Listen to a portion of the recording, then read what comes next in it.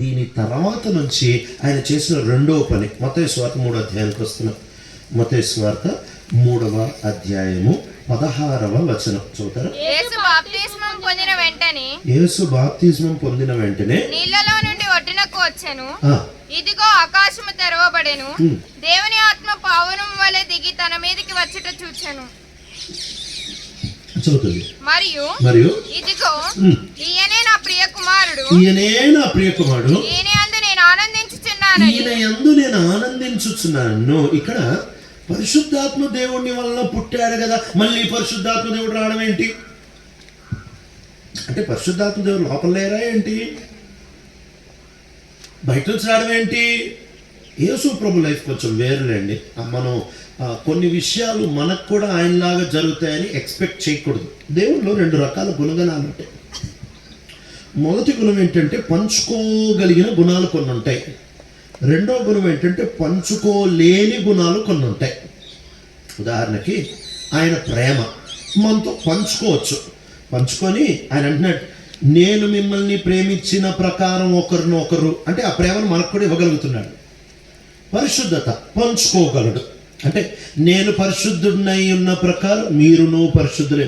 పరిపూర్ణత పంచుకోగలడు. మీ పరలోకపు తండ్రి పరిపూర్ణుడు కనుక మీరును పరిపూర్ణులండి. కొన్ని గుణాలు ఉన్నాయి, ఆయన పంచుకోవచ్చు. కానీ కొన్ని గుణాలు ఉన్నాయి ఆయన పంచుకోలేడు, నువ్వు తీసుకోలేవు. ఆయన ఇవ్వాలనుకున్నా నువ్వు తీసుకోలేవు. దాంట్లో ఏంటి అని అంటే సర్వశక్తిమంతుడు, సర్వజ్ఞాని, సర్వాంతర్యామి, ఇలాంటి గుణాలు ఆయన పంచుకోలేడు. Communicable attributes, non communicable attributes అంటారు. అంటే కొన్ని పంచుకోగలడు, కొన్ని పంచుకోలేడు. ఇక్కడ జరిగే విషయాలు అంటే యేసు ప్రభువుని ఆయన మరియ గర్భంలో వేశాడు. ఇది నాన్ కమ్యూనికబుల్, ఇది పంచుకోలేడు. ఇది నీకవదు, నాకవదు, ఇది ఎవ్వరికి అవ్వదు. ఇంక ఇలాంటి పిల్లోడు ఎవరు పుట్టరు, అయిపోయింది ఒకసారి. అంతేకాదు పైనుంచి ఇలా దిగిరావడం ఒక వ్యక్తి మీదకి ఈయనకే, మళ్ళీ ఇంకెవరికి ఉండదు. ఇది సాదృశ్యంగా చూపించాడు. లోపల ఉన్నాడు కానీ సాదృశ్యంగా చూపడాలి. ఎందుకు ఈ సాదృశ్యం అవసరము అని అంటే బాప్తిజం ఇచ్చి యోహాను కోసం అవసరం అని యోహానుతో చెప్పాడు కదా. ఇదిగో నువ్వు ఎవరి మీద అయితే ఆత్మ దిగడం చూస్తావో ఆయనే ఈయన అని చెప్పాడు కదా. ఆ రుజువు కోసం పంపించారు, ఆ రుజువు కోసం. సో బాప్తిజం ఇచ్చి యోహాను ఖచ్చితంగా ఈయనే అని చెప్పడానికి ఆ రుజువుగా పంపిస్తూ వచ్చారు. ఇప్పుడు పరిశుద్ధాత్మ దేవుడు పైనుంచి ఎందుకు వస్తున్నారు అని అంటే ఇక్కడ గుణం కనిపిస్తుంది. ఏంటి అని అంటే ఈయన నా ప్రియకుమారుడు. ఎట్లయ్యాడు ప్రియకుమారుడు? పుట్టినందుకు కాదు, గత 30 సంవత్సరాలు ఆయనకి నచ్చినట్టు బతికాడు. హానోకు దేవునితో నడిచెను 300 సంవత్సరాలు అని ఉంటుంది కదా. ఈయన గురించి 30 సంవత్సరాలు దేవునితో నడిచెను అని చెప్పేదాన్ని కొత్త నిబంధన వేరే భాషలో మనం, పాత నిబంధన భాష వారు దేవునితో నడిచెను, కొత్త నిబంధన భాష వారు దేవునికి ఇష్టమాయను. 2 మాట అర్థం ఒకటే. యేసు తండ్రికి నచ్చేటట్టు నడిచాడు 30 సంవత్సరాలు. ఇప్పుడు అంటున్నాడు ఈయన నా ప్రియకుమారుడు. ఆ ముద్ర వేయడానికి పరిశుద్ధాత్మ దేవుడు వచ్చారు. పుట్టడం పరిశుద్ధాత్మ దేవుని పని చేయించాడు. రెండవది ఈయనని అభిషేకించి ఈయనకి ముద్ర వేయడం. ఒకటేమో యోహానికి తెలవాలి ఈయనే మెస్సయ్య అని. రెండవది ఈయన నా ప్రియకుమారుడు అని చెప్పి ఆ ముద్ర వేయాలి, ఆమోదన ముద్ర వేయాలి. ఈ ముద్ర ఎందుకు వేయాలి అని అంటే ఇది చాలా పెద్ద స్టోరీ. అది మీరు పస్కా బలి గురించి చదివితే మీకు అర్థమవుతుంది. 10వ రోజు దాన్ని తీసుకొని వచ్చి 3 రోజులు పరీక్షించాలని ఉంటుంది. సరే మెటికి ముద్ర వేస్తాడు లోపం లేనివాడని. ఇప్పుడు ముద్ర వేస్తాడు, మళ్ళీ లాస్ట్లో చచ్చిపోక మునుపు మళ్ళీ ముద్ర వేస్తాడు. పరిశుద్ధాత్మ దేవుడు ముద్ర వేసేపారు. ఇది మనకి జరగదు. అయితే ఆ నెక్స్ట్ నుంచి మనకు కూడా జరుగుద్ది. ఆ నెక్స్ట్ అనుభవం 4వ అధ్యాయం మత్తయి సువార్త 4వ అధ్యాయం 1వ వచనం చూద్దాం. అప్పుడు యేసు అపవాది చేత శోధింపబడుటకు ఆత్మ వలన అరణ్యమునకు కొనిపోబడు. ఇక్కడి నుంచి పరిశుద్ధాత్మ దేవుడు యేసుకెలా పరిచర్య చేస్తున్నాడు, యేసుకెలా పనిచేస్తాడు, నీకు నాకు కూడా పనిచేస్తాడు. ఇక్కడి నుంచి అనుభవించుకోవచ్చు. ఏంటి తెలుసా? ఆయన నడిపించెను, ఆయన తీసుకుని వెళ్ళను. Then Jesus was led by the Spirit to be tempted by the devil in the wilderness. ఆయన వచ్చి నడిపిస్తా వచ్చాడు. ఈరోజు పరిశుద్ధాత్మ దేవుని నడుపుదల చాలా అవసరం అండి. పరిశుద్ధాత్మ దేవుని నడుపుదల. ఆయన యేసు ప్రభుని నడిపిస్తా ఉంటున్నాడు. యేసు ప్రభు మీదకి వచ్చిన పరిశుద్ధాత్మ దేవుడు ఇప్పుడు యేసు ప్రభుని నడిపిస్తా ఉంటున్నాడు. ఇది చాలా ప్రాముఖ్యమైన పరిచర్య. ఆయన నిన్ను నన్ను కూడా నడిపించడానికి ఇష్టపడతా ఉంటున్నాడు. ఎక్కడికి నడిపిస్తున్నాడు? చాలా సార్లు మనము దేవుడు నడిపించేటప్పుడు ఒప్పుకుంటాం. ఎప్పుడు ఒప్పుకుంటాం తెలుసా? నీకు అనుకూలమైన స్థలానికి తీసుకెళ్ళేటప్పుడు నడిపించడానికి ఒప్పుకుంటాం.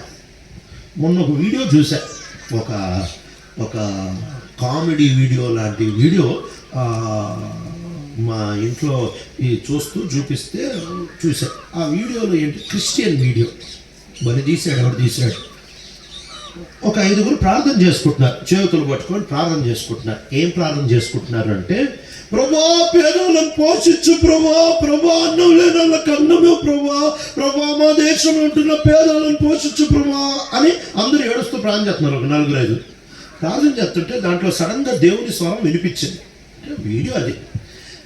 దాన్ని ఏం వినిపించింది అంటే, నేను మీ ప్రార్థన విన్నాను అని వినిపించింది. అనగానే అందరూ మోకాల మీద హల్లెలూయా, యేసు ప్రభువా నువ్వు మాట్లాడుతున్నావు, చెప్పు ప్రభువా, ప్రభు మాట్లాడుతున్నాడే నేర్చుకుంటా, చెప్పు ప్రభువా అంటే అప్పుడు ప్రభు మాట్లాడుతున్నాడంట. సార్ ఏంటంటే, మీ ఇల్లంతా మీ ఆస్తి అంతా మీ పేదలకు ఇచ్చేయండి, అట్లా వాళ్ళ ఆహారం ఒక అక్కర్లన్నీ నేను తీరుస్తాను అని అంటే, ఏంటి ప్రభా సీరియస్ అయినా?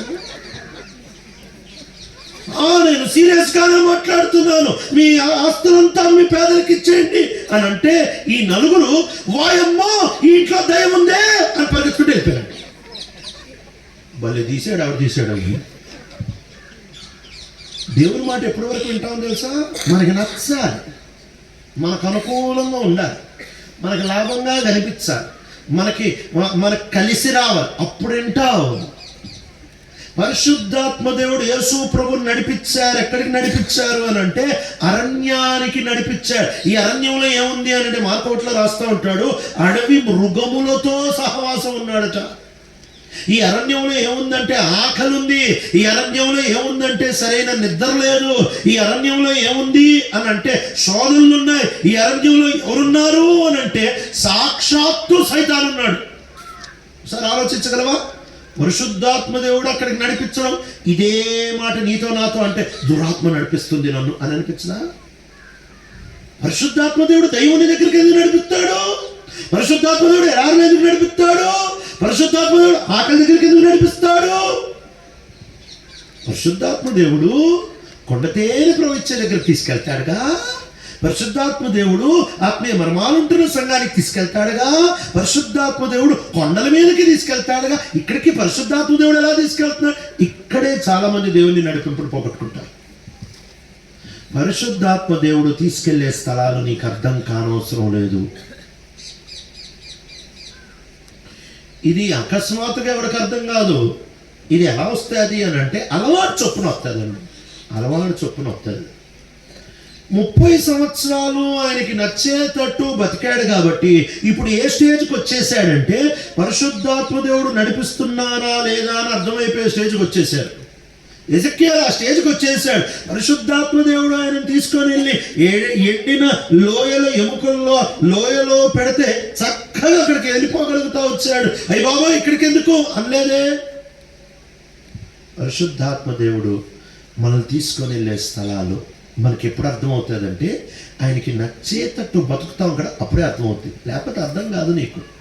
మిషనరీలు ఓ దేశం వదిలిపెట్టి ఎక్కడికో మొత్తం పర్మనెంట్గా వదిలిపెట్టి వెళ్ళిపోయారు. ఎలా వెళ్ళిపోగలుగుతా వచ్చారు? పరిశుద్ధాత్మ దేవుడు నడిపించాడు. ఎలా తెలిసింది వీళ్ళకి ఆత్మ నడిపిస్తున్నాడని చాలా మంది అడుగుతూ ఉంటారు. ఎలా తెలుసుద్ది నాకు దేవుడే చెప్తున్నాడు అని అంటే, అలా ఏం తెలిసిపోదు. నువ్వు ఆయనకి నచ్చేటట్టు రోజు బతుకుతూ ఉంటే ఆ తర్వాత తెలుసుద్ది నీకు. ఆ తర్వాత తెలుసుద్ది. చిన్నపిల్లలు ఉంటారు కదా, పుట్టంగానే మా అమ్మ అని అర్థం కాదు.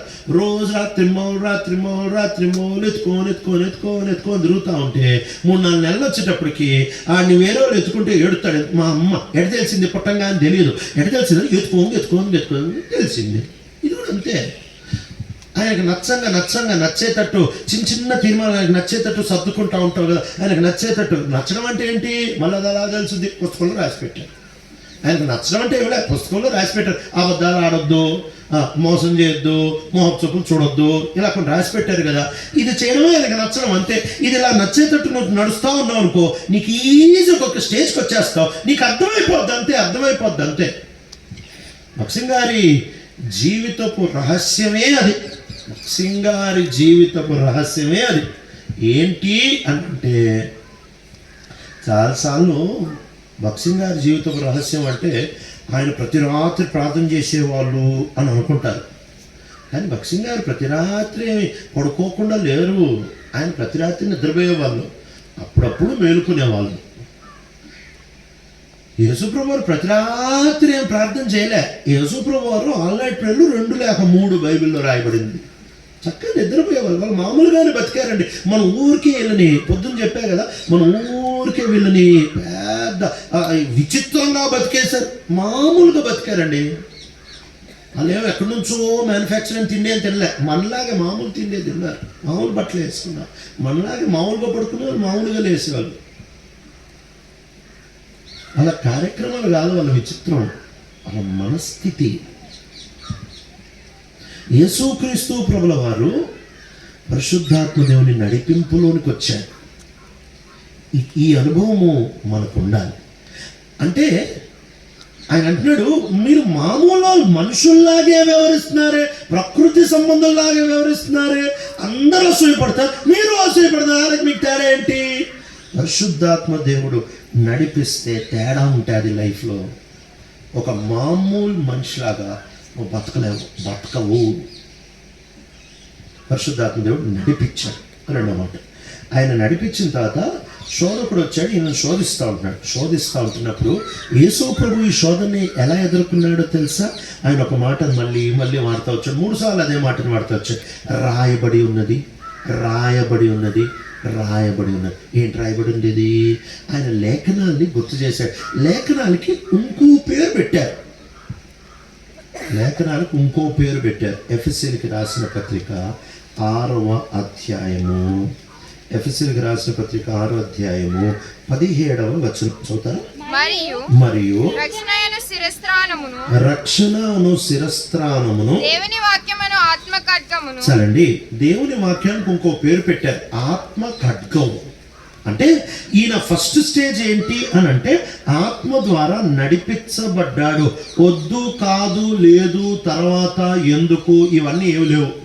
ఆయన తీసుకెళ్తే వెళ్ళాడంటే వద్దు, లేదు, ఎందుకు, కాదు, తర్వాత అనే ప్రశ్నలు ఉండకుండా నడవడమే ఆత్మ ద్వారా నడిపించబడ్డం అంటే. ఈ ఆత్మ ద్వారా నడిపించబడే ప్రతి ఒక్కడు రెండో స్టేజ్లోకి వచ్చేస్తాడు. ఏంటి ఆ రెండో స్టేజు అని అంటే, ఆత్మ ఖడ్గమైన దేవుని వాక్యం. ఇక ఆ వ్యక్తి బతికేదే ఎలా బతుకుతాడు అని అంటే, వాక్యానుసారంగా బ్రతుకుతాడు, వాక్యం మీద ఆధారపడి బతుకుతాడు, వాక్యాన్ని వాడుకొని బతుకుతాడు, వాక్యానుసారంగా బ్రతుకుతాడు. రక్షించబడ్డావు అంటున్నావు, నిజమే. అయితే రక్షించబడిన తర్వాత ఇప్పుడు నువ్వు పరిశుద్ధాత్మ దేవుడిని లాక్కెళ్తున్నావా? పరిశుద్ధాత్మ దేవుడు నిన్ను నడిపిస్తున్నాడా? హైదరాబాద్లో డ్రైవ్ చేసేటప్పుడు కొన్ని కార్లు ఉంటాయి, అది చూడంగానే అర్థమైపోతుంది. ఆ కారు కూడా కదులుతూనే ఉంటుంది. కారు ఎట్లుంటుంది తెలుసా? ఆ కారు నిదానం ఇంకో కారుని అతుక్కొని పోతూ ఉంటుంది. అది చూడంగానే అర్థమైపోద్ది ఏంటంటే, ఈ కారు ఇంజన్ పాడైపోయింది, ముందు కారుకి తాడేసి ఈ కారుకి పెట్టారు, ఈ కారు ఊరికే కదులుతుంది కానీ దీన్ని ఏం లేదు, ఆ ముందు కదులుతూ ఉంటే ఇది వెనక లాక్కుంటూ పోతుంది. చాలా మంది విశ్వాసులు పరిశుద్ధాత్మ దేవుడిని ఇలానే తీసుకెళ్తున్నాగా, ఆగిపోయిన కారు లాక్కెళ్ళినట్టు. ఆయన అంటున్నాడు, మీరు లోక సంబంధులు కాదా? ఆయన మమ్మల్ని నడిపించట్లేదు, మీరు ఆయన్ని లాక్కెళ్తున్నారేంటి?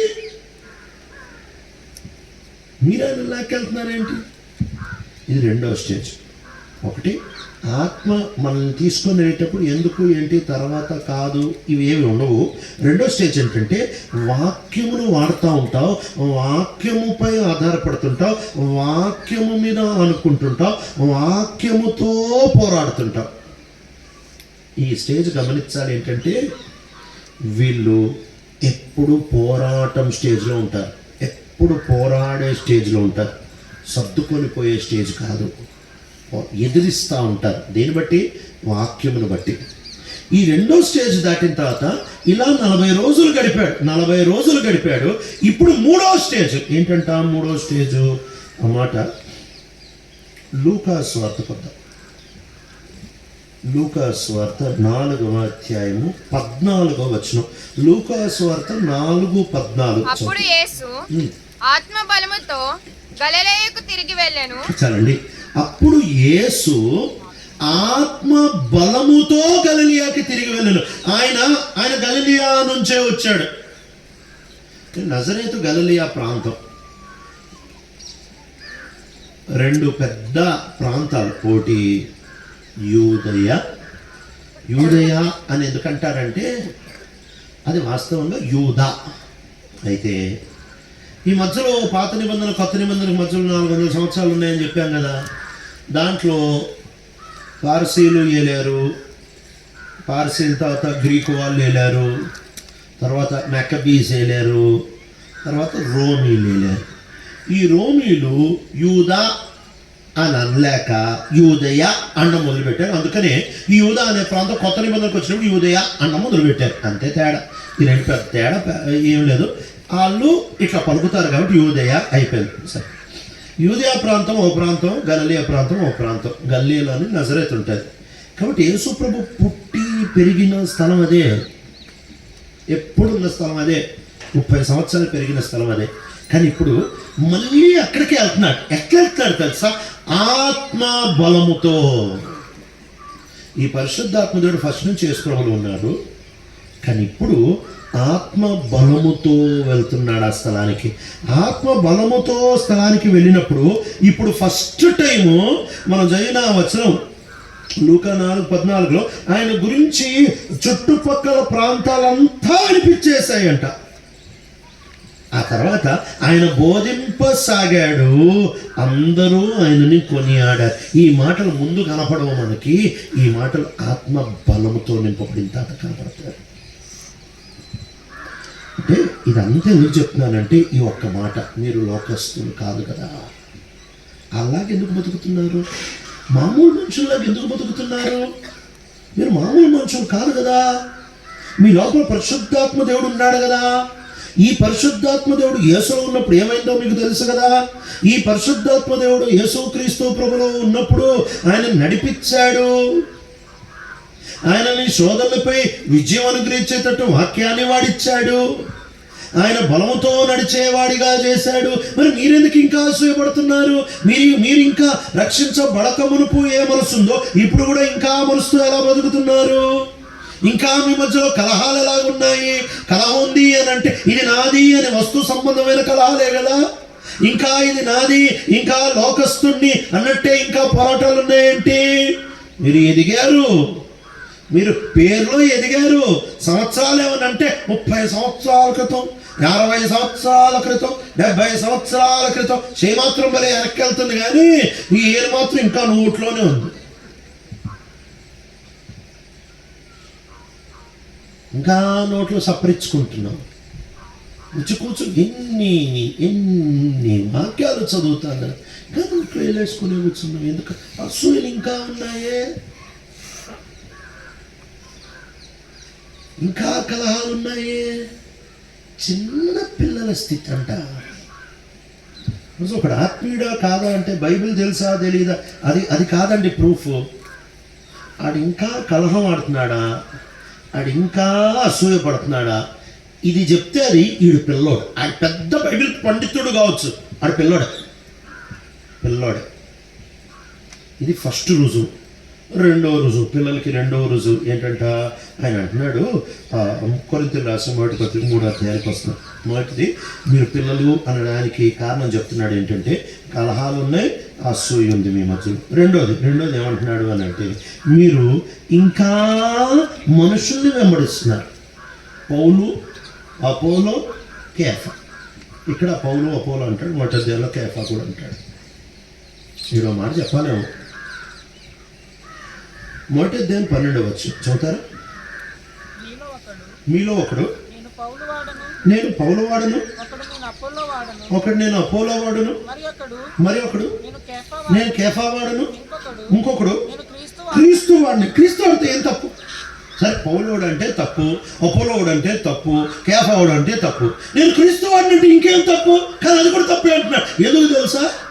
ఒకడేమో నేను పౌలోడిని,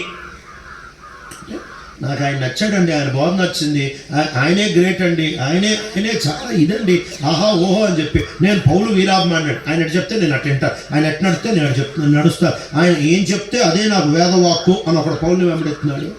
ఎందుకంటే ఆయన ఆరంభంలో నా సంఘాన్ని ఆరంభించింది ఆయనే. తల్లి సంఘం బ్యాచ్ అంటారు ఈయన.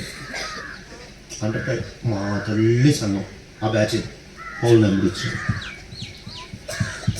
రెండో బ్యాచ్ ఏంటంటే అపోలో బ్యాచ్. అపోలో బ్యాచ్ ఏంటంటే అపోలో వాళ్ళ వాక్య పరిచర్య చేస్తాడు, మంచి పరిచారకుడు, వాక్య పరిచారం.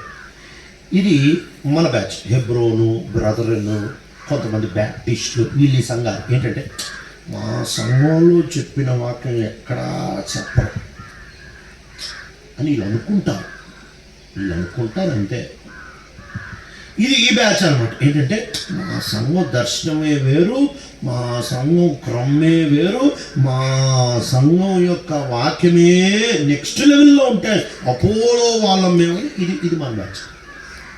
మూడో బ్యాచ్ ఎవరంటే కేఫా బ్యాచ్. ఈ కేఫా తన భార్యను పెట్టుకొని ఈ ప్రాంతాలు ఒకసారి సంచరించాడని పొద్దున్న చెప్పాను కదా. ఈయన పాతకాలం నుంచి లీడర్, సంఘానికి లీడర్, పెద్ద పేరు ఈయన, సెలబ్రిటీ అన్నమాట, పెద్ద పేరు ఈయన. ఈ పెద్ద ఆయన పేరు చెప్పుకుంటూ ఉంటారు ఈ బ్యాచ్, పెద్ద ఆయన పేరు. వీళ్ళలో కొన్ని చర్చలు ఉంటాయి. ఆయన అంటున్నాడు, ఈసారి ఇవన్నీ మరి క్రీస్తు వాళ్ళు అంటే ఏంటి, ఈ బ్యాచ్ అంటే ఏమంటారు తెలుసా?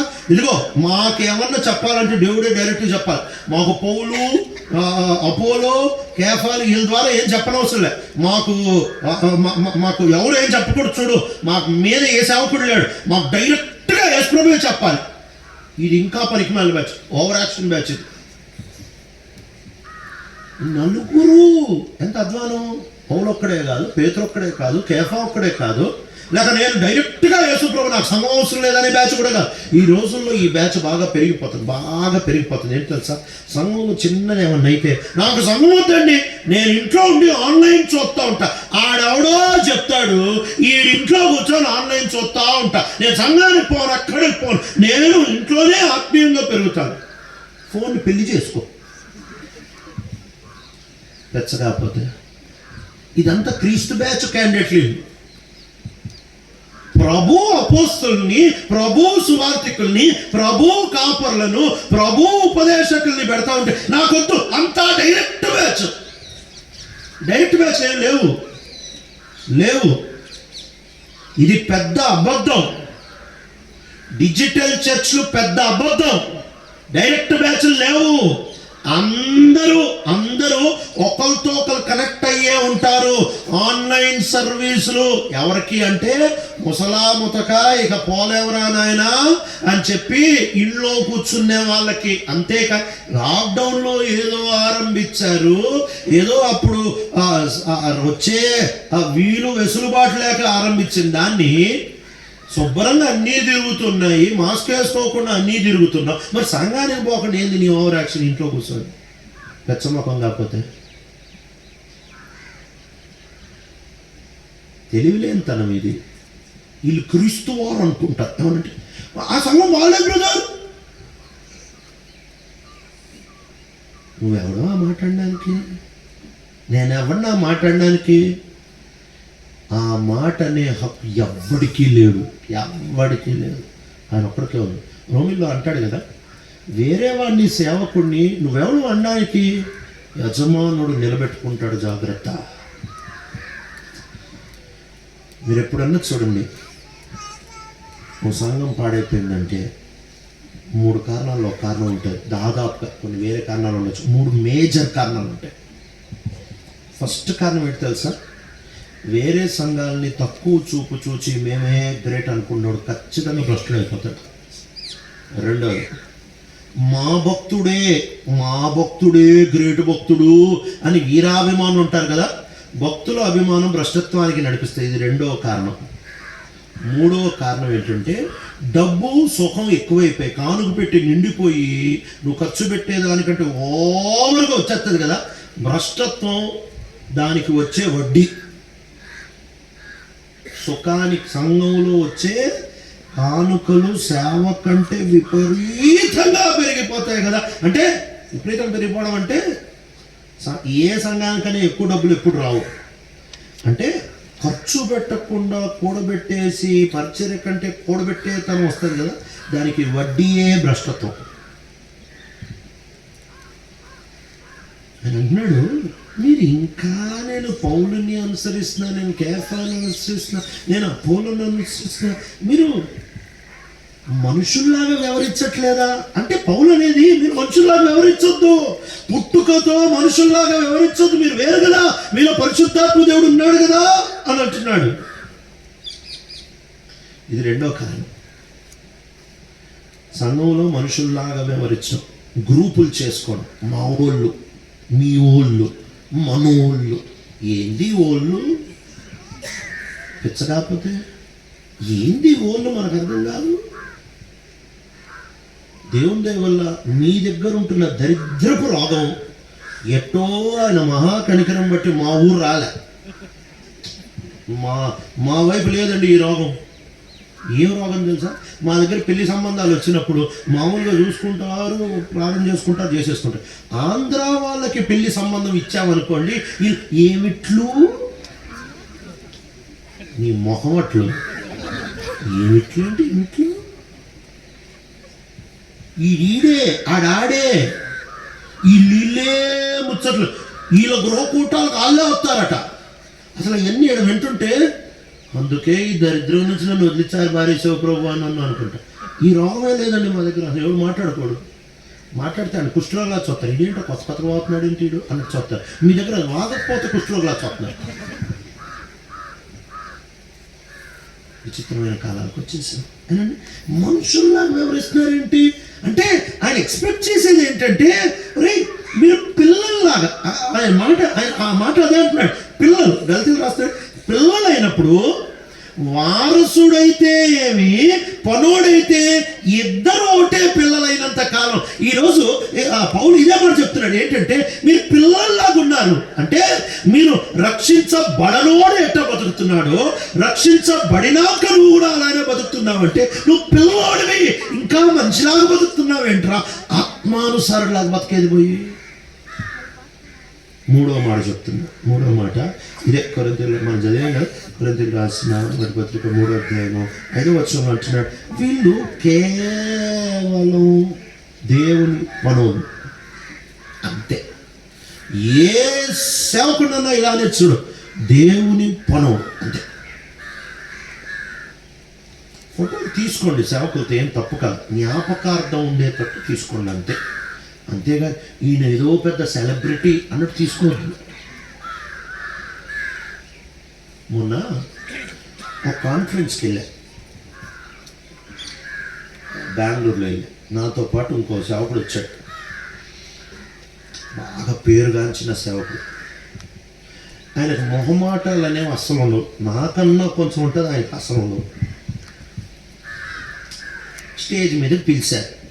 పిలిచేటప్పుడు ఆయన వచ్చేటప్పుడు కీబోర్డు అలా కార్డులు పట్టుకొని ఇస్తారు, కొంచెం బ్యాక్గ్రౌండ్ మ్యూజిక్, అలా బ్యాక్గ్రౌండ్ మ్యూజిక్ వేశారు. ఆయన పిలిచారు అభిమానం చేయడానికి, సత్కారం చేయడానికి పిలిచారు. నేను వెళ్ళా. ఆ తర్వాత ఆయన వచ్చేటప్పుడు కొంచెం బ్యాక్గ్రౌండ్ మ్యూజిక్ ఇచ్చాడు. ఈయన ఇక్కడికి రాకుండా అక్కడికి వెళ్ళి ఏరా సినిమా చూస్తావా నువ్వు అని అడిగాడు. లేదండి. మరి ఎలా నీ సినిమా హీరోలాగా అనిపిస్తావు, బ్యాక్గ్రౌండ్ మ్యూజిక్లో ఎక్కేస్తావు? ఫుల్ ఇచ్చేసాడు కదా. నేను షాక్ అయిపోయా. ఇచ్చి నాకే కాదు ఇంకెవరికి ఇవ్వకు, మడతేసత్తా అన్నాడు. బ్యాక్గ్రౌండ్ మ్యూజిక్లు ఏంట్రా, సేవకుండ్రా నేను పనుడిని. వాళ్ళు అనిపించింది ఆ మాట నాకు. నా సంవత్సరం చాలా మంచి అలవాటు అండి. వచ్చేటప్పుడు చప్పట్లు కొట్టరు, వచ్చేటప్పుడు శాలువా లేరు, మళ్ళీ మంచి అలవాటు. కానీ రాను రాను ఈ బయట రావట్లే కానీ లోపల వచ్చేస్తుంది. మీరేమిట్లు అనేది ఒక రోగం అయితే మీదేంటి అని ఒక రోగం. ఈరోజు ఎంత సేవకుడు నన్ను మనిషిలాగా చూ, మనిషి కంటే ఎక్కువ చూడొద్దు. నువ్వు మనిషి కంటే ఒక సేవకుడిని ఎక్కువగా చూస్తున్నావు, స్పెషల్ మనిషిలాగా చూస్తున్నావు అంటే నువ్వు ఇంకా నోట్లో వేలేసుకున్న పిల్లడు, ఇంకా నోట్లో వేలేసుకున్న పిల్లడు. ఇది బైబిల్ చెప్తున్న మాట్లాడి అంటున్నాడు. మీరు ఇంకా పిల్ల చేష్టల్లో ఉన్నారు కదా, మిమ్మల్ని ఆత్మీయులను నేను ఎలా పిలవగలను? అసూయలు ఉండకూడదు. ఎప్పుడు పోతాయి అసూయ అంటే ఆయన ఎంత సావుకారో తెలిస్తే అసూయ పోతాయి. కలహాలు ఉండకూడదు. ఎందుకు అన్నట్టు నేను ఇక్కడ ఉండి కాదు, తీసుకుంటావక్క తీసుకో, ఇది కూడా కావాలక్క తీసుకో, నేను ఇక్కడ ఉండి కాదు నేను వెళ్ళిపోతున్నాను. యేసుప్రభు వారు చనిపోయేటప్పుడు ఎంత చక్కగా తన బట్టలు ఇచ్చేసాడంటే, ఆయన పై వస్త్రాన్ని ఇచ్చాడు, లోపల వస్త్రాన్ని ఇచ్చాడు, ఉపయోగకరంగా ఉండడానికి ఇచ్చాడు. ఒక మిషనరీ గురించి ఈ మాట విన్నా నేను. కెనియా ప్రాంతంలో సువార్త చేశారట. మిషనరీ అడవి జాతి ప్రజలు యేసు ప్రభువుని నమ్ముకున్నారు. ఫస్ట్ ఒక కుటుంబం నమ్ముకుంటే వాళ్ళని తీసుకుని వచ్చి ఆ ఊరు పెద్ద ఈ అడవి జాతి వాళ్ళందరూ చుట్టొచ్చి ఆ తండ్రిని కొడుకుని తీసుకొని వచ్చి పిల్లోడు మీరేంట్రా యేసు ప్రభువుని నమ్ముకున్నారు, కొత్త దేవుని నమ్ముకున్నారని మన దేవుడు ఉన్నాడుగా తెలీదా అని అంటే, లేదు సార్ మేము యేసు ప్రభువుని నమ్ముకున్నాం. చంపేస్తామని చంపేయండి సార్. నాన్ని మెడ నరికి చంపేశారు. నాన్న చచ్చిపోయాడు, అయిపోయింది, చచ్చిపోయాడు. పిల్లోడు ఉన్నాడు. రే నువ్వు చూడరా మీ నాన్న చచ్చిపోయాడు, నువ్వు నీ సంగతి నేను నమ్ముకున్నాను సార్, చంపేయండి సార్. చంపడానికి వస్తే ఒక నిమిషం ఆగండి అని చెప్పి వేసుకున్న చొక్కా తీసి ఆ ఊరు పెద్ద దగ్గరికి వెళ్ళి ఇది ఇచ్చి, సార్ నన్ను చంపేస్తే ఈ చొక్కాకి రక్తం అంటుకుంటుంది సార్, మంచి చొక్కా ఇది, మీ కొడుకు ఇచ్చే మిమ్మల్ని నేను ఎప్పుడూ ప్రేమించి మీకోసం ప్రార్థన చేశానని గుర్తుపెట్టుకోండి అని చెప్పి కిందకి నిలబడి ఇప్పుడు చంపేయండి అన్నాడు. కలహాలు ఆడలే, నా చొక్కా నీ చొక్కా అని. వెళ్ళిపోతుంది నాకెందుకు, అంతే కదండి. వెళ్ళిపోతున్నాం కదా, పంచేరాదు. రోజు ట్రైన్ ఎక్కారు, ఇంత భోజనం తెచ్చారు మనోళ్ళు.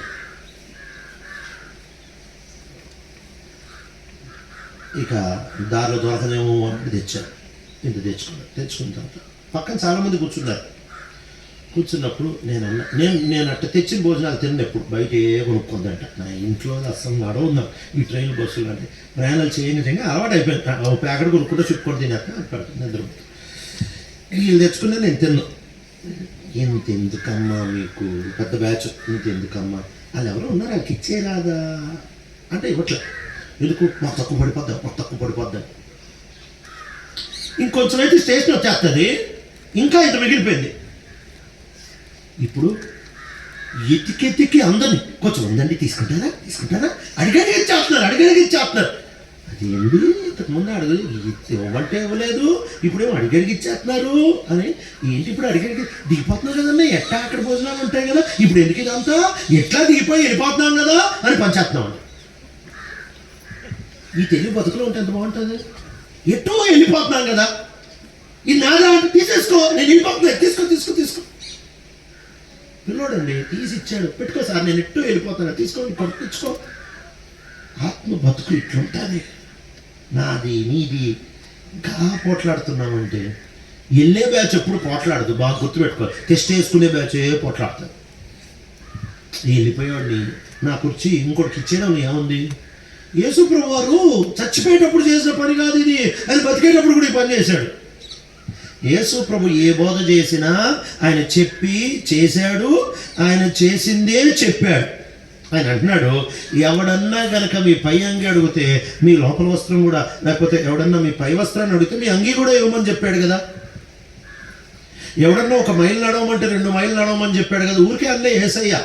దానికి వెనక చరిత్ర కొంచెం చెప్తాం మీకు.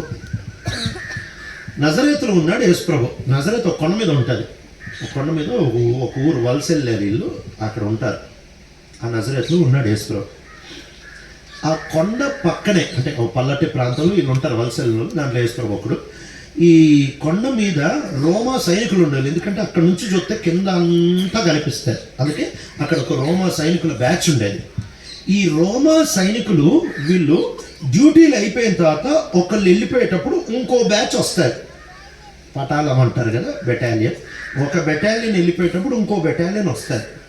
సో వీళ్ళు వెళ్ళేటప్పుడు వీళ్ళ సామాగ్రి చాలా ఉంటుంది. మిలిటరీ వాళ్ళు పెద్ద పెద్ద ట్రక్కులు మనం చూస్తున్నాం కదా, ట్రంక్ పెట్టలు, అట్లా వాళ్ళకు కూడా చాలా సామాగ్రిలు ఉంటాయి. సో ఈ రోమీలు ఏలే దేశంలో రూల్ ఏంటంటే, రోమీయుడు ఆ సామగ్రి ఒక దగ్గర నుంచి ఇంకో దగ్గర తీసుకెళ్ళేటప్పుడు ఆ ఊరోడు ఎవడు కనిపిస్తే ఇట్రారా అంటే వాడు రావాలి. దీన్ని ఏం మాట్లాడకుండా, ఇంకా అర్థమైందే, ఏం మాట్లాడకుండా దీన్ని ఎత్తాలి, ఒక మైలు తీసుకెళ్ళి ఆడ పెట్టాలి. ఒక మైలు తీసుకెళ్తే చాలు, ఇంకా తన డ్యూటీ అయిపోయినాడు, ఆయన వెళ్ళిపోవచ్చు. ఇంక మళ్ళీ ఎవడని చూస్తే సార్ పొద్దున్నే ఆయన తీసుకెళ్ళాలి సార్ ఒక మైలు, ఇంకా అంతే, ఆ రోజంతా ఎవడు పిలవడు. యేసు ప్రభు ఉండే ఏరియా అది. సో యేసు ప్రభు ఉండే ఏరియాలో రోమా సైనికులు రెగ్యులర్గా ట్రాన్స్ఫర్లు అయ్యేవాళ్ళు. వాళ్ళు సామాగ్రిని తీసుకొని వెళ్ళేవారు. వాళ్ళు యేసు ప్రభుని చూసి యేసు ఇట్రా అంటే, మనకే ఆయన దేవుడు కదా, వాళ్ళకైతే ఒక కుర్రోడు, ఆ ఊర్లో పెరుగుతున్న కుర్రోడు, యేసు ఇట్రా అంటే, సార్ చెప్పండి సార్, అదే ఇది మొయ్ అని అంటే ఆయన తీసుకొని మోసి ఒక మైలు వెళ్తాడు. మైలు వెళ్ళేటప్పటికి ఇక వీళ్ళు ఇంకోడిని పిలుస్తూ ఉంటే, సార్ ఇంకోళ్ళని పిలవచ్చు సార్, ఇంకో మైలు కూడా తెస్తాను. ఎందుకురా? తెస్తాను సార్, అందరు కోపంతో వస్తారుగా, నేను ప్రేమతో మోస్తాను సార్. మీరు ఒక మైలు మోయమంటే నేను 2 మైళ్ళు మోస్తాను సార్ అని చెప్పి యేసుప్రభు 2 మైళ్ళు మోసాడు. అందుకు చెప్పాడు ఆ మాట. ఒకడు 1 మైలు నడవమంటే 2 మైళ్ళు. అది దాని వెనక చరిత్ర.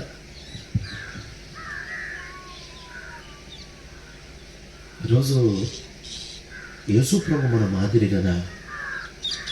పరిశుద్ధాత్మ దేవుడు ఆత్మగా ఉంటున్న యేసుప్రభుని శరీరధారిగా భూమి మీదకి తీసుకొని వచ్చాడు.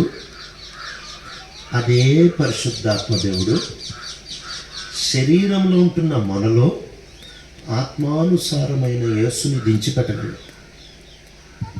ఈ పని చేయాలి ఆయన. ఈ పరిశుద్ధాత్మ దేవుడు ఇచ్చే అద్భుతమైన బయలుపరుపు.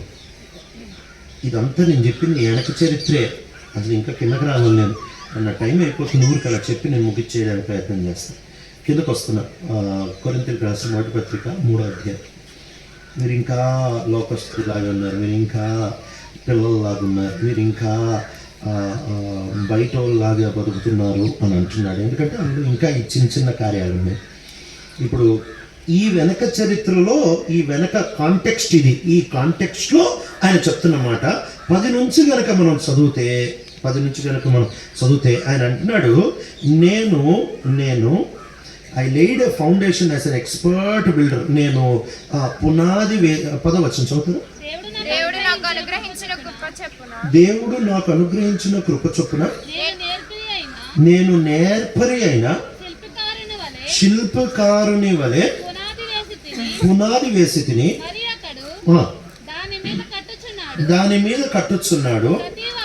ప్రతివాడు దాని మీద ఎలాగో కట్టుచున్నాడో జాగ్రత్తగా చూచుకునవలెను. వేయబడినది తప్ప మరి ఒక పునాది ఎవడునూ వేయలేడు. ఇక్కడ తాగుదాం. ఎవడునూ ఏంటా పునాది? యేసుప్రభు. ఏమంటున్నాడంటే యేసుప్రభు అనే పునాది వేశారు. అంటే యేసుప్రభు అనే పునాది ఈనేయడం ఏంటి అంటే, కొరింథీ సంఘం యొక్క కాంటెక్స్ట్లో మాట్లాడుతున్నాడు. కొరింథీ సంఘమా, మీకు యేసెవరో తెలియదు, నేను వచ్చి మీకు పరిచయం చేశా. అంటే యేసు అనే సువార్తని నేను మీకు పరిచయం చేశా. కాబట్టి యేసు అనే పునాది నేను వేసానని చెప్పట్లే, వీళ్ళకి మీకు యేసు అనే పునాది నేను వేసాను అంటున్నాడు. యేసు అనే పునాది పౌలైలా, యేసే పునాది, తండ్రి పెట్టిన పునాది. కానీ వీళ్ళ నేపథ్యంలో వీళ్ళ సందర్భంలో అన్నాడు చెప్తున్నాడు. అంటే యేసు అనే పునాది నేను వేశాను, ఈ పునాది మీదే అందరం కట్టుకుంటున్నాము అని అంటున్నాడు. వేరొక పునాది లేదు, ఒకటే పునాది. ఇంటికి 2-3 పునాది లేరు. ఎంత పెద్ద ఇల్లు ఒక పునాదే వేస్తారు అంతే. ఈ 2-3 పునాది లేకపోతే కొంచెం భూమి అటు ఇటు కలిగితే 2-3 ఇల్లు అయిపోద్ది. పునాది ఒకటే ఎప్పటికైనా. ఈ పునాది గురించి 2-3 మాటలు చెప్పి ముందుకు వెళ్తా. పేతురు దీన్ని ఇంకా చాలా చక్కగా రాస్తాడు.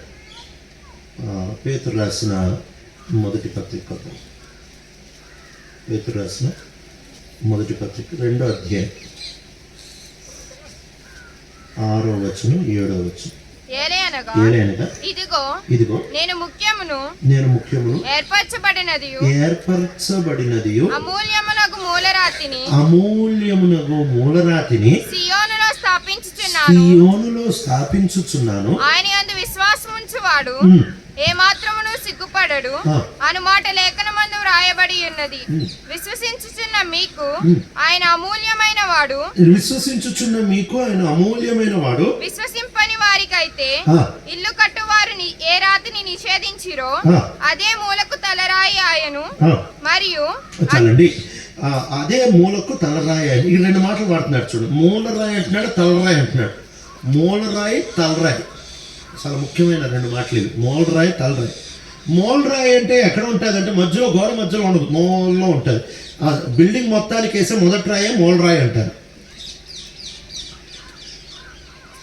ఈ మూలరాయి మూలకు ఉంటుంది, లాస్ట్ రాయి అండి ఇది, లాస్ట్ రాయి. ఈ రాయిని ఆనుకొని ఈ గోడ కడతారు, ఈ రాయిని ఆనుకొని ఈ గోడ కడతారు. 2 గోడలు ఈ రాయిని ఆనుకొని కడతారు. అంటే సంఘం అంటే ఏంటో తెలుసా? సంఘం అంటే ఏంటంటే యేసు ప్రభు మూలరాయి. నువ్వు ఎంత దూరం అన్నా కట్టు, ఎంత పైకన్నా కట్టు, యేసు ప్రభువుకి దారం కట్టి, ఇప్పుడు మూలరాయికి దారం కట్టి మిగిలిన రాళ్ళన్నీ ఆ దారం చొప్పునే నిలబెడతారు. దారానికి ఇటు వస్తే లోపల దంతారు, దారానికి అటు వెళ్తే బయటకు లాగుతారు. అంటే ఏం చేస్తున్నారు? ఇక్కడ కన్స్ట్రక్షన్లో ఇంజనీరింగ్కి నచ్చేది, లేకపోతే మేస్త్రికి నచ్చేది, ఇల్లు కట్టించోడికి నచ్చేది ఏమి లేదు. మూలరాయి పెడతారు, ఆ మూలరాయి లైన్లో వచ్చిందా లేదో చూస్తారు, అంతే అయిపోయింది. ఇల్లు కట్టడం అంతే అయిపోయింది. మూలరాయి లైన్లో ఉందా లేదా, ఈ గోడన్నంతే ఆ గోడన్నంతే. ఈ 2 గోడలు ఎట్టెళ్తాయి, ఆ 2 గోడలు కూడా అట్టానే వస్తాయి, అంతే ఇల్లు అంతే. కాబట్టి ఏమంటున్నాడంటే మూలరాయి యేసు ప్రభు. సంఘంలో ఏంటో తెలుసా? సంఘంలో ఏమిలే, నువ్వు పక్కోడిని పోల్చుకో, దాన్ని పోల్చుకో, దీన్ని పోల్చుకోవద్దు, ఆ మూలరాయితో పోల్చుకో, అవి గొడవలు ఉండవు. యేసు ప్రభు మూలరాయి అంటున్నాడు, ఆయన మూలరాయి, ఆయనతో పోల్చుకో. ఆయనలాగా ఉన్నావా, ఆయనలాగా లేవా, ఎక్కువ కొంచెం ఓవర్ చేస్తున్నావు, తగ్గించుకో. కొంచెం బాగా తగ్గిపోయావా, ఆయన చూసుకో, పెరగాల పెరుక్కో. కొంచెం అట్టా ఇట్టా ఆయన చూసి జరుగుతూ ఉండు, నువ్వు ఇంట్లోకి వచ్చేస్తా, అంతే. ఇది మూలరాయి. మరి తలరాయి అంటే ఏంటి? తలరాయి అంటే బహుశా మన ఇళ్ళని చూస్తే మన ఇంటికి తలరాయి ఉండదు, మన ఇళ్ళకి తలరాయి ఉండదు. పాతకాలపు రాజభవంతుల్లో తలరాయి ఉంటాయి. నిజాం అంటే తెలంగాణ వాళ్ళకి బాగా తెలుస్తుంది. నిజాములు కట్టే ఇవి మహమ్మదీయులు అంటే అక్బరు, ఈ మొఘళ్ళు, నిజాం, మొహమ్మదీ, వీళ్ళు గోపురాల్లో కడతారు. మీరు మస్జిద్లు చూస్తే మీకు అర్థమవుతుంది. వాళ్ళు ఏం చేస్తారంటే ఇలా వరుసగా ఇటుకలు పెరుస్తారు. కొంచెం లోపల జరిపి 2వ వరుస, కొంచెం లోపల 3వ వరుస, అలా ఇటుకలు కడుతున్నారు. కానీ ఈయన మాట్లాడేది రాయి గురించి. రాళ్ళతో కడుతున్నారు దగ్గరకు వచ్చేస్తాయి. ఈ రాళ్ళన్నీ ఇలా నిలబడతాయి, నిలబడిన తర్వాత మధ్యలో ఒక గ్యాప్ ఉంటుంది. ఆ గ్యాప్లో ఒక రాయి తీసుకొని వచ్చి పెడతారు. దాన్ని తలరాయి అంటారు. లాస్ట్ పైన ఉంటుంది కదా, తలరాయి పెట్టారు, తలరాయి అని అంటారు. ఆ తలరాయిని పెడితే చాలు, ఇవన్నీ బరువు దాని మీద వేస్తాయి. గోపురంలో ఉంటున్న రాళ్ళన్నీ బరువు దాని మీద వేస్తాయి. ఆయన ఏమంటున్నాడంటే పేతురు, ఆయన మూలరాయి, ఆయన వరుసలో ఉండు, ఆయన తలరాయి, ఆయన మీద అనుకో. పేతురు మాట కలుపుతున్నాడు, ఆయనే పునాది, ఆయన మీద కట్టుకో. ఎంత మంచి మాట కదా. ఆయన మీద నిలబడు, ఇది రక్షణ విశ్వాసం. ఆయనను పోలి నడు, ఇది పరిశుద్ధపరచబడ్డం. ఆయన తలరాయి, ఇది మహింపరచబడ్డం, అంతేగా. ఆయన అంటున్నాడు, ఇలాంటి అద్భుతమైన కట్టడ, కింద ప్రభువే, మూలా ప్రభువే, పైన ప్రభువే, మొత్తం ప్రభు యొక్క కట్టడ. ఈ కట్టడ నేపథ్యంలో మాట్లాడు. మూలా ప్రభువే, కింద ప్రభువే, పైన ప్రభువే. అపోలే ఎవడరా బాబు ఈ మధ్యలో. అదే ఆయన కోపం, ఆయన బాధ అంతా. పిల్ల చేష్టలు కాకపోతే మీది. పౌలెవడు అపోలెవడు అని చెప్తూ ఇప్పుడు అంటున్నాడు, ఇప్పుడు దీని మీద మీరు కట్టుకోవాలి. చాలాసార్లు ఈ వచనాన్ని మనం వాడుతూ ఉంటాం, కానీ సందర్భం లేకుండా వాడుతూ ఉంటాం. ఈ సందర్భం ఏంటి అని అంటే, నేను అంటున్నాడు, మీరు పునాది మీద కడుతున్నారు. ఏ పునాది? క్రీస్తు అనే పునాది మీద కడుతున్నారు. కట్టేటప్పుడు ఎంత జాగ్రత్త కట్టాలి? మీరు, ఎందుకంటే చాలా విలువైన పునాది. ఒకవేళ ఆలోచించండి, తణుకులో రేట్లు చాలా ఎక్కువ కదా. తణుకు మెయిన్ వై జంక్షన్ దగ్గర మీరు మెయిన్ వై జంక్షన్ దగ్గర ఒక 500 గజాలు కొన్నారు. ఎందుకంటే ఇల్లు కట్టుకోవడానికి ఖరీదు పెట్టుకున్నారు, కొన్ని కోట్లు పెట్టుకున్నారు. కొని ఏం చేశారంటే చుట్టూ కాంపౌండ్ వాళ్ళు వేసి ఒక గేటు పెట్టుకొని మధ్యలోకి వెళ్ళి ఓ చిన్న గుడిసేసుకున్నారనుకోండి, డెడికేషన్ పెట్టుకున్నారనుకోండి, వచ్చిన ప్రతి ఒక్కరు తిట్టుకోడు, నేను తలకాయ ఉందిరా నీకేమన్నా, ఇంత మెయిన్ ప్లేస్లో కొని ఇంత ఖరీదైన ప్లాట్ కొని గుడిసేంట్రా మెట్లోడా, గుడిసేంటి ఇక్కడ వేసుకోవడం ఏంటి, ఇక్కడ అసలు హోటల్ కడితే ఏమో నడుస్తుంది, లాడ్జ్ కడితే ఏమో నడుస్తుంది అంటే ప్లేస్ బట్టి కడతారు. ఖరీదైన ప్లేస్లో గుడిసేవాడు ఇచ్చోడు అంటారండి. ఈయన అనేది అదే ఏమంటున్నాడు తెలుసా, క్రీస్తనే పునాది సార్, ఇది క్రీస్తనే పునాది. ఇంత అద్భుతమైన పునాది మీద ప్లేస్ వేస్ట్ చేయబాకు, నువ్వు జాగ్రత్త కట్టు, ప్లేస్ వేస్ట్ చేయబాకు. నీకు ఇచ్చింది ఎంత నాణ్యతతో కట్టగలవు అంత నాణ్యతతో కట్టు. ఎందుకంటే నువ్వు కట్టేది సవక పునాది కాదు, నువ్వు కట్టేది ఆషామాష పునాది కాదు, నువ్వు కట్టేది పరీక్షించబడిన రాయితో వేయబడిన పునాది, నువ్వు కట్టేది క్రీస్తునే మూలరాయి ఉండే పునాది, నువ్వు కట్టేది క్రీస్తునే తలరాయి ఉండే పునాది. అంటే నీ పని ఎంత ప్రాముఖ్యమై ఉండాలి తెలుసా? నీ పని కిందుంటున్న పునాది, సరే ఇంకో మాటలో చెప్తే మీకు అర్థమవుతుందేమో. ఒకవేళ కనుక మీరు ప్లాట్ కొని దానికి 36 పిల్లర్లు వేశారు. ఎట్లాంటి పిల్లర్లు వేశారు తెలుసా? ఫ్లైఓవర్లకు వేస్తారు కదా, ఇంత పిల్లర్లు అంత పిల్లర్లు వేశారు. చూసే వాళ్ళందరూ అనుకుంటారు, ఓ అమ్మో వీడు ఎంత సౌకారా, ఇంత పిల్లర్లు వేసాడంటే వీడు ఇల్లే రేంజ్లో కట్టుకుంటాడరా అని అనుకుంటారు. మీరు ఇంత పిల్లర్లో 36 పిల్లర్లు వేసుకున్నారు. అంతా వేసేసిన తర్వాత మధ్యలో తాటాకులతో చిన్న గుడి చేసేసుకున్నారు. ఈడేవడరా మత్లేనోడు, ఎంత ఖరీదైన పిల్లర్లు వేసుకొని తాటాకులు గుడి చేసుకున్నాడు ఏంట్రా, వీడు మెంటలాసులు పంపించేసేది వీడిని అని అనుకోరా. చెప్పేది అదే, పునాదే ఇంత ఖరీదైతే ఎంత జాగ్రత్త కట్టాలి నువ్వు అని చెప్పి ఇక్కడ 6 మాటలు వాడుతున్నాడు. గడ్డి, కర్ర, కోయకాలు, బంగారం, వెండి, వెలగలరాలు. అందరం క్రీస్తు మీద కడుతున్నాం. కట్టేటప్పుడు ఈ క్రీస్తు మీద కట్టేటప్పుడు క్రీస్తు అంత విలువైనోడు, క్రీస్తు మాదిరి, క్రీస్తు మహిమ. ఎంత జాగ్రత్తగా కట్టాలి, చాలా జాగ్రత్తగా కట్టు అని చెప్తూ, ఒకవేళ కనుక నువ్వు కర్ర, కొయ్యకాలు గట్టితో కట్టావనుకో, నీ నాణ్యత తక్కువ, హడావుడి ఎక్కువ. నేను ఎప్పుడు ఉదాహరణ చెప్తుంటా. ఇద్దరిని పిలిచి ఒకడికి 1,00,000 ఇంకోడికి 1,00,000 ఇచ్చి ఒరే బంగారం కొనుక్కురారా ఓ రోజు వస్తా చూస్తా నేను, ఇంకోటికి ఇచ్చి గడ్డి కొనుక్కురారా ఒక రోజు వస్తా చూస్తా అని ఇద్దరికి, ఈడికి 1,00,000 ఆడికి 1,00,000 ఇచ్చా. ఈడెళ్ళాడు ఆడెళ్ళాడు. ఈడెళ్ళి బంగారం కొనుక్కున్నాడు, ఇంతే వచ్చింది 2 తులాలు. 2 తులాలు కూడా ఏడొస్తుంది, 2 తులాలన్నర వచ్చింది. ఆ జోబులో వేసుకొని వచ్చాడు. ఈడొచ్చాడు హడావిడి చేసుకుని 4 లారీలు వేసుకొచ్చాడు వీడు గడ్డి.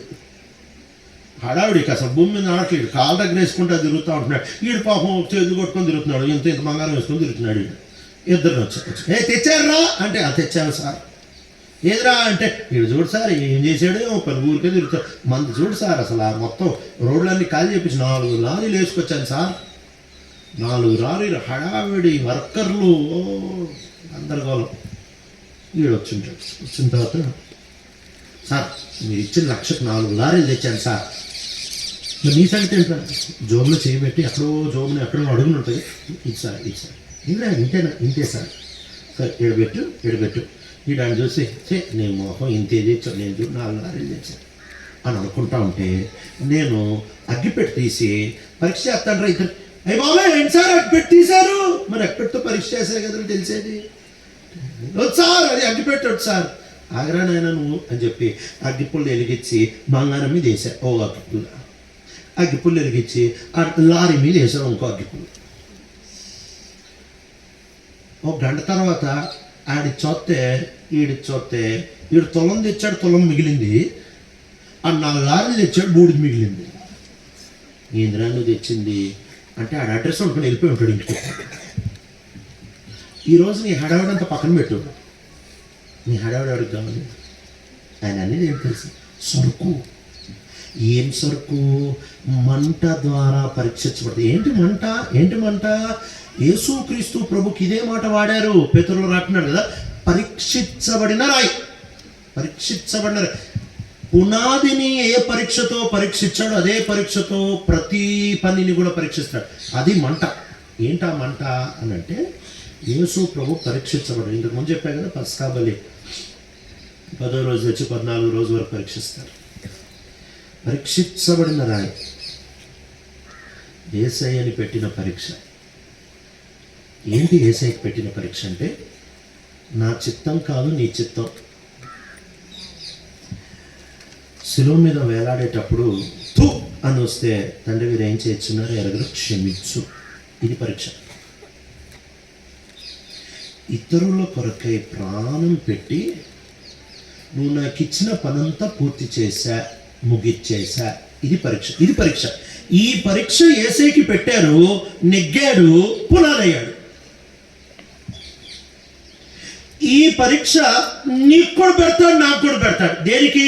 నువ్వు గడ్డి తీస్తావో, కొయ్యకాలు తెస్తావో, కర్ర తెస్తావో, బంగారం తెస్తావు, వెండి తెస్తావో, వెలగల రాజు తెస్తావు, నీకేంటో నువ్వు తెస్తావు. తెచ్చిన తర్వాత ఆయన ఇదే పరీక్ష పెడతాడు.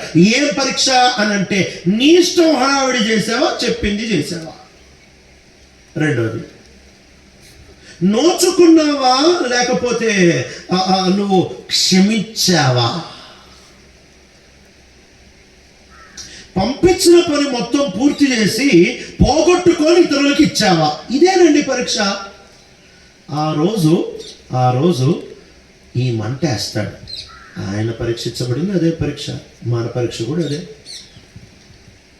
పరీక్షించినప్పుడు నెగ్గుతావా లేక ఏదో అడపా దడపా ఈ మంటల్ని కొంచెం దాచుకొని తప్పించుకొని అటు వెళ్ళిపోతావా. ఇప్పుడు చదువుతున్నా అసలు వచనం, అసలు నేను చెప్పాల్సింది ఈ వచనం కానీ ఉపోద్ఘాతమే సరిపోయింది. 16వ వచనం, కొరింథీయులకు రాసిన మొదటి పత్రిక 3వ అధ్యాయం 16వ వచనం. మీరు దేవుని ఆలయమై ఉన్నారనియు దేవుని ఆత్మ మీలో నివసించుచున్నాడనియు మీరు ఎరుగరా.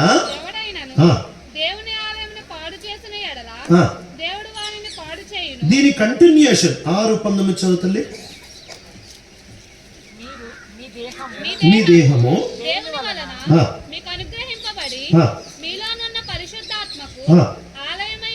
చాలండి. ఇప్పుడు ఇంత స్టోరీ చెప్పింది 3వ అధ్యాయం అంతా దేనికి తెలుసా? దేహం అనేదే మన ఆలయం.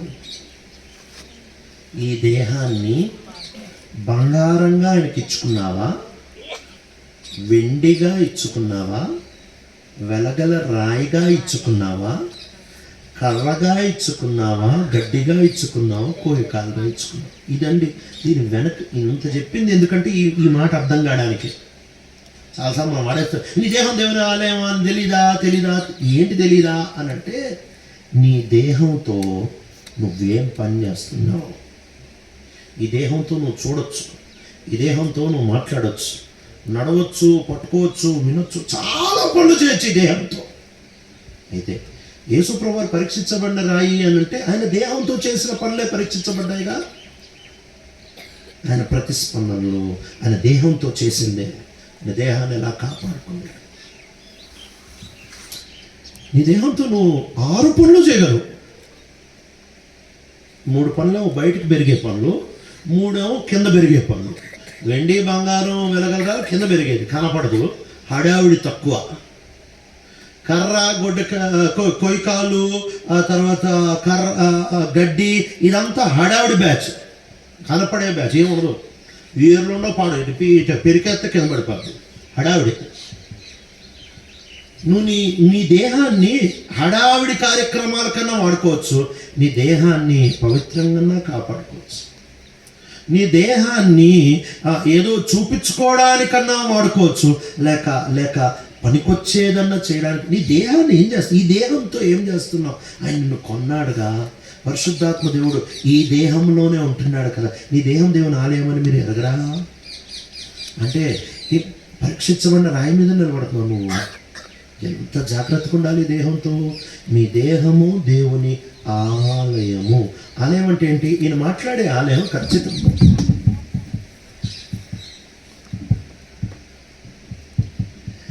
ఆలయము అని అంటే ఈయన మాట్లాడే టెంపుల్ పాత నిబంధన టెంపుల్.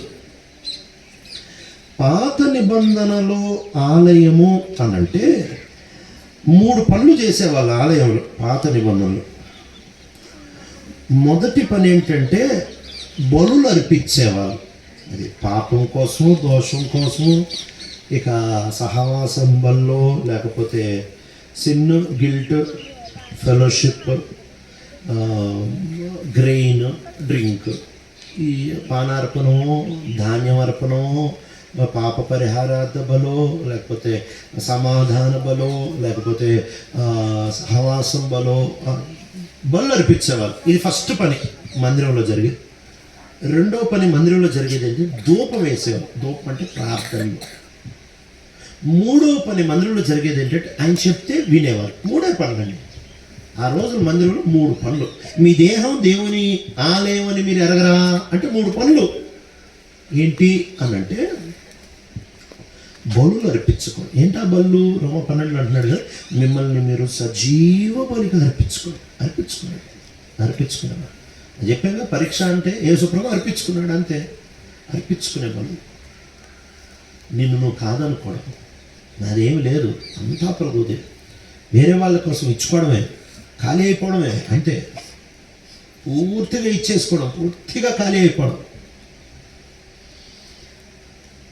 అలా ఈ దేహాన్ని, నీ కాళ్ళు, నీ చేతులు, నీ అవయవాలు, నీ ప్రతి అంతరింద్రియాలు, ఇవన్నిటినీ బలులుగా, సజీవమైన పరిశుద్ధమైన బలులుగా అర్పించుకోవడం. పాపానికి అప్పగించుకోకుండా దేవునికి అప్పగించుకునే పని. రెండవది ప్రార్థనలు, యాచనలు, ఇతరుల కొరకై మనము మన అంతరింద్రియంలో నుంచి ప్రభు సన్నిధిలో వేసే మొర్ర ఒకటి తాగట్లే. మూడవది ఆయన మాట వినడం. ఇదేనండి మందిరం అంటే, ఇదే ఆలయం అంటే ఇదే. నీ దేహంతో జాగ్రత్తగా మొత్తం అర్పించుకున్నావు అనుకో. నీ దేహం మొత్తం అర్పించుకున్నావు. నీ దేహంలో ఉంటున్న బలం అంతటితో ప్రార్థనలో సమయం గడిపేవాడు. నీ దేహం అంతటితో ఆయన చెప్పే మాట వినేవాడు. నువ్వు బంగారం పెట్టి కట్టినట్టు. ఈ సంగతులు పాత నిబంధనలు ఎవరికి అర్థం కాలేదు. పాత నిబంధనలు మందిరం కట్టాలంటే బంగారం తెచ్చి వాళ్ళు అనుకునేవాళ్ళు. కానీ కొత్త నిబంధనలు అర్థం ఏంటి తెలుసా? మనమే సజీవమైన వాళ్ళు, మనమే ఆ బంగారం, మనమే ఆ వెండి, మనమే ఆ కరకాలు, మనమే ఆ గడ్డి, మనమే ఆ కొయ్య, మనమే ఆ కట్టే సామగ్రి, సజీవమైన. దీన్ని పేతురు రాసిన 1 పత్రిక 2:2 కలిపి చదివితే అర్థం. మనమే ఆ కట్టే పదార్థం. ఈ పదార్థాన్ని ఎలా కాపాడుకుంటాం? ఇంత బయలుపరపు పాత నిబంధనలు లేకపోతేనే వాళ్ళంత జాగ్రత్త కట్టారే మందిరం. చెప్పింది చెప్పినట్టు మందిరం కట్టారు. చెప్పినోడు చెప్పిన పనే చేశాడు. చెప్పిన విధానంలోనే సమస్తం అమర్చారు. ఏంటి? నెబుకద్నెజరు వచ్చి తగలబెట్టేసే మందిరానికే ఇంత జాగ్రత్తగా చేస్తే నీ దేహవతి ఆలయం మామూలు ఆలయం కాదు. ఇక్కడ నుంచి వెళ్ళి ఏం చేద్దాం అనుకుంటున్నావు పరలోకానికి? ఇక్కడ నుంచి మనం వెళ్ళి ఆ రోజు ప్రపంచంలో ఉంటున్న ప్రతి భాష, ప్రతి తెగ, ప్రతి దేశం, ప్రతి గోత్రం నుంచి రక్షించుకున్న వాళ్ళందరినీ తీసుకొని వచ్చి ఆయన మనలనే ఒక రాయిగా తయారు చేశాడు కదా. ఇక్కడ ఈ రాళ్ళని తీసుకొని వచ్చి ఆ రోజు అమర్స్తాడు. సొలొమోను మందిరం గురించి చక్కటి మాట్లాడాల్సింది ఏంటంటే, రాళ్ళు అక్కడే పాల్గొట్టేవాళ్ళంట, క్వారీలోనే పగలగొట్టేవాళ్ళంట. వచ్చినాక ఇంక ఏ శబ్దం లేదు, దాన్ని తెచ్చి అలా పెట్టేవాళ్ళంట. ఆ మాట ఈ మాట అంటలేదు కానీ పోలిక అంటున్నా అంతే. ఒకరోజు నిన్ను తీసుకెళ్తాడు, నువ్వు పూర్తిగా ఆయనకి బలిగా అర్పించుకొని పూర్తిగా ఆయన మీద ఆనుకొని ప్రార్థనలు చేస్తూ బతికి పూర్తిగా ఆయన మాట వింటూ నువ్వు బతికితే నిన్ను తీసుకెళ్ళి చక్కగా ఆలయంలో కడతాడు. ఆ ఆలయం ఎంత బాగుంటుంది తెలుసా? పునాది క్రీస్తు, మూలరాయి క్రీస్తు, కుప్పలు కుప్పలు కుప్పలు కుప్పలు కుప్పలు విశ్వాసులని ఆయన పని చెయ్యంగా ఈ విశ్వాసులందరితో కొన్ని కోట్ల విశ్వాసులతో ఆయన కట్టి చివరిన పైన క్రీస్తుని తలరాయి పెడతాడు. ఇది దేవునికి ఆలయం. ఇంత పెద్ద ఆలయంలో నువ్వు ఓ సజీవమైన రాయిగా ఉంటావు. అర్థమవుతుందా నీ స్టేటస్ ఏంటో, నీ స్థాయి ఏంటో? ఆ రాయి అక్కడికి వెళ్ళిన తర్వాత బాగు చేయరు, ఇక్కడ బాగు చేసి అక్కడ పోయి పెడతారంటే. అక్కడ పెట్టాలంటే ఈరోజు ఇక్కడ ఎట్లున్నావు? అక్కడ పెట్టడానికి ఒక్కసారి ఆలోచించుకో. ఒక గోడలో మనందరినీ పెడుతున్నారు అనుకున్నాం, ఒక గోడలో పెడుతున్నారు. ఆ గోడలో పౌలుని పెట్టారు, ఓ రాయి లాంటి అలంకార భాష వాడుతున్నాడు. ఒక గోడలో పౌలు అనే రాయిని పెట్టారు, పేతురు అనే రాయిని పెట్టారు, అపోలో అనే రాయిని పెట్టారు, బక్సింగ్ అనే రాయిని పెట్టారు, గ్రహం స్టీన్స్ అనే రాయిని పెట్టారు, మదర్ తెరీసా అనే రాయిని పెట్టారు, డేవిడ్ లివింగ్స్టన్ అనే రాయిని పెట్టారు. ఇలా ఈ రాళ్ళన్నీ పెట్టుకుంటున్నారు. ఆ లైన్లో నువ్వు ఉన్నావు. మనందరినీ అదే ఇంట్లో పెడతారు. వాళ్ళని పెట్టిన ఇంట్లో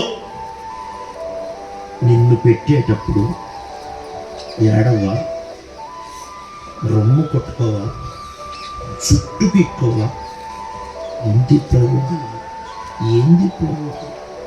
నా లైఫ్ అంతా వేస్ట్ చేసుకున్నాను కదా ప్రభా, వీళ్ళెలా బతికారు, నేనెలా బతికాను ప్రభా?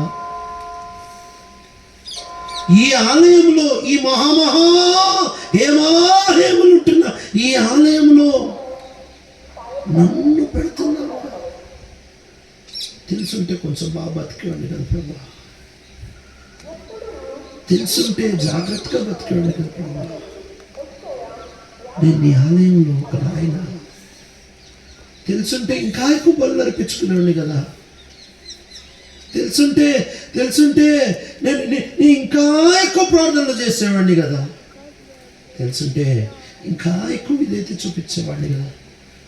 మెంటలోడ్లాగా ఇంత పెద్ద కట్టడంలో నాకు స్థలం ఉందని తెలియక ఆడ అసూయలు, కలహాలు, వీరాభిమానత్వాలు మనిషి మీద, మనిషే గ్రేట్ అనుకొని బతికే పిచ్చోళ్ళలాగా నన్ను క్షమించు అని ఆ రోజు ఏడిసినా లాభం లేదు. యేసనే పునాది మీద అపోస్తులు ఏ కట్టడలో ఉన్నారో ఆ కట్టడ మీద నువ్వు కూడా వెళ్తావు, నేను కూడా వెళ్తా. ఎంత నాణ్యంగా బతకాలండి. ఇది పాత నిబంధన ఎవరికి అర్థం కాదు. ఆత్మ ద్వారా మనకి మాత్రమే బయలుపరిచారు. కొత్త నిబంధనలు ఉంటున్న మనకి మాత్రం ఎంత జాగ్రత్తగా బతకాలి. కలుసుకుందామా? ఒక్కసారి నీ దేహపు అవయాలు అరికాలు మొదలుకొని నడినెత్తి వరకు చూసుకో. ఈ దేహము దేవుని ఆలయమని మీరు ఎరగరా?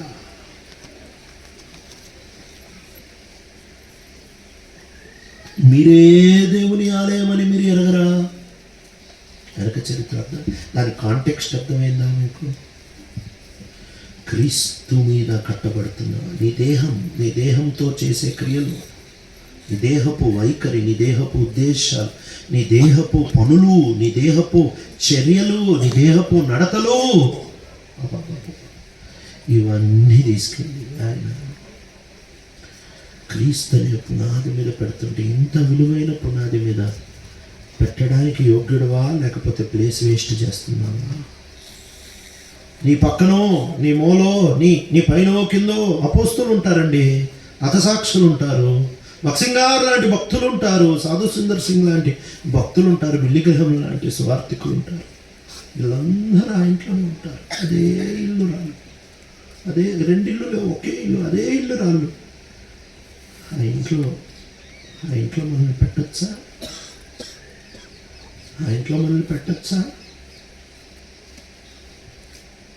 ఎంత జాగ్రత్తగా బతకాలి ప్రభా.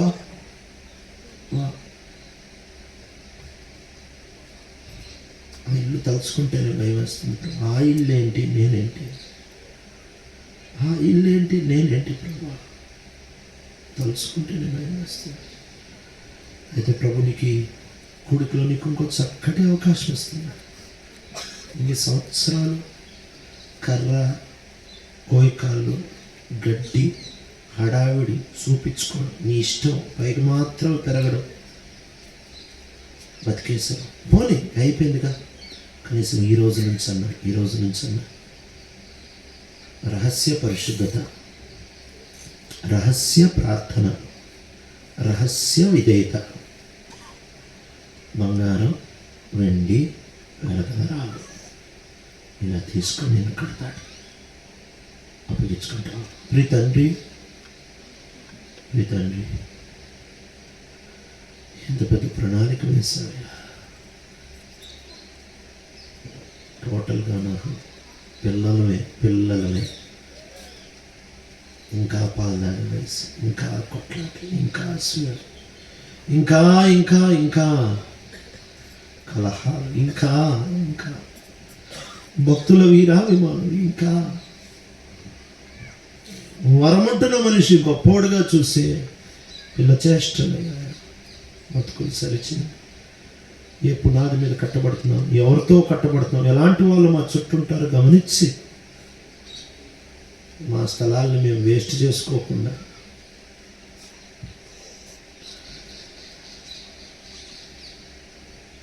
అమూల్యమైన పునాది మీద కట్టేటప్పుడు నీవు పరీక్షించి సమర్పణ, క్షమాపణ, విధేయత పరీక్షలకి నెగ్గి వెండి, బంగారం, వెలగల రాళ్ళు అని మహిమాన్వితమైన కట్టడనే కట్టినప్పుడు దాంట్లో నిలబడిగే కృప, నిత్యత్వం, దాంట్లో చేరగలిగిన ధన్యతను మాకు అనుగ్రహించింది. పాత నిబంధన భక్తులకి లేని ధన్యత, నీవా అంత గొప్ప ధన్యత మాకు ఇచ్చావు. జాగ్రత్తగా ఈ దేహాన్ని కాపాడుకోవడానికి నేర్పిస్తాం. యేసు ప్రభు మా రక్షకున్నామని అడుగుతున్నాం తండ్రి. ప్రవర్తన వినండి. ఈ యొక్క మధ్యాహ్నం కోడిక ఇప్పుడుతో ముగిసింది. తిరిగి మరలా మనము 7 గంటలకు ఇదే స్థలంలోనికి చేరి వస్తాం. రాత్రి కాలపు కూడి కొరకు 7 గంటలకు మనము ఈ స్థలానికి చేరి వస్తాం. సమయానికి మరి కూడిక ఉన్న స్థలానికి రండి. లోకల్గా ఉన్నటువంటి వారు ఎవరైతే ఉన్నారో గృహాలకు వెళ్తున్నారు, మీరు ఇంకను మరి వచ్చేటప్పుడు మీ బంధువుల్ని, కుటుంబీకుల్ని, మీ స్నేహితులను కూడా ఆహ్వానించవలసిందిగా కోరుతా ఉన్నాం. ప్రార్థన ఆశీర్వాదంతో కూడిక ముగించబడుతుంది. ప్రార్థన చేసుకుంటాం. ప్రేమగల తండ్రి, మీకు కృతజ్ఞత చెల్లిస్తా ఉన్నాం.